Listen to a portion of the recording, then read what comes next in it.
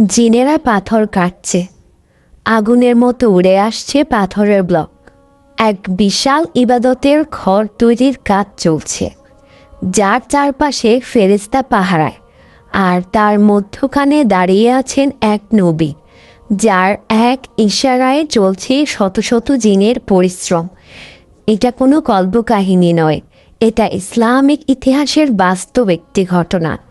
আজ শুনুন সেই পবিত্র ঘর আল আকসা মসজিদ নির্মাণের রহস্যময় কাহিনী। হযরত সুলাইমান আলাইহিস সালাম একজন মহান নবী ও রাজা। আল্লাহ তাআলা তাকে দিয়েছিলেন এমন কিছু ক্ষমতা যা আর কোনো নবীকে দেননি।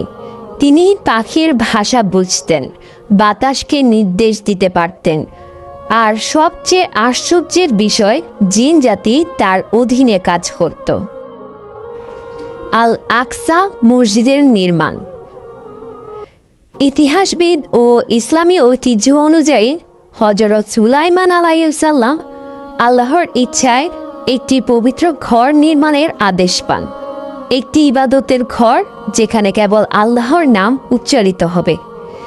তিনি জিন জাতিকে নির্দেশ দেন, তোমরা এমন এক ঘর তৈরি করবে যা পূর্ব থেকে পশ্চিম পর্যন্ত ঈমানদারদের জন্য হবে ইবাদতের প্রতীক।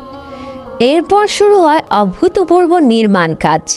জিনেরা আনে সোনা, রূপা, মূল্যবান পাথর। তারা পাহাড় ভেঙে পাথর কেটে আনে। বিশাল বিশাল স্তম্ভ তৈরি হয়। ছাদের কারুকাজে ব্যবহৃত হয় নীলকান্তমণি। এমনকি বিশাল পানির হাঁড়িও তৈরি হয় ইবাদতের স্থানে ব্যবহারের জন্য। এই স্থানে পরবর্তীতে মুসলমানদের কাছে পরিচিত হয় আল আকসা মসজিদ নামে। সুলাইমান আলাইহিস সালাম এর মৃত্যুর রহস্য। একদিন যখন নির্মাণ কাজ চলছিল, হঠাৎ সুলাইমান আলাইহিস সালাম ইবাদতে রত অবস্থায় একটি লাঠির উপর ভর দিয়ে দাঁড়িয়ে থাকেন। আল্লাহ তাআলা তার রূহ কবজ করে নেন, কিন্তু তিনি দাঁড়িয়েই থাকেন। জিনেরা ভাবে তিনি জীবিত আছেন, তাই তারা আরও বহুদিন ধরে কাজ চালিয়ে যায়। কুরআনে বলা হয়েছে, যখন আমরা তার মৃত্যু নির্ধারণ করলাম, তখন একটি কাঠখেকো পোকা তার লাঠি খেতে থাকে। লাঠি ভেঙে পড়লে সুলাইমান আলাইহিস সালাম মাটিতে লুটিয়ে পড়েন। তখনই জিনেরা বুঝতে পারে তিনি অনেক আগেই ইন্তেকাল করেছেন। এই ঘটনায় প্রমাণ হয় জিনেরা অদৃশ্য জ্ঞানের অধিকারী নয়, তারা যা দেখে তাই বিশ্বাস করে। আজও জেরুজালেমে দাঁড়িয়ে আছে সেই পবিত্র স্থান আল আকসা মসজিদ। এটা শুধু একটি মসজিদ নয়, এটা ইতিহাসের সাক্ষী।